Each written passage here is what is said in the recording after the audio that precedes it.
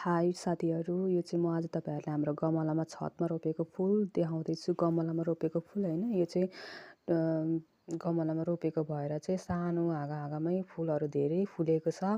कस्तो राम्रो भएको छ। अनि त्यसरी यो अर्को पहेँलो फुल पनि छ। यो त झन् कति राम्रो देखिरहेको थियो बिहानै घाम उदाउँदाखेरि त। अनि अर्को अपराजिता फुल है, यो चाहिँ अनि यो चाहिँ शिवजीलाई चढाइन्छ। शिवजीलाई पूजा गर्दाखेरि विशेष चढाइन्छ होइन। अनि अर्को फुल पनि छ येल्लो र व्हाइट मिसेको फुल चाहिँ, यो चाहिँ एकदम झुप्पा फुल छ, धेरै फुल छ, धेरै समयसम्म रहन्छ।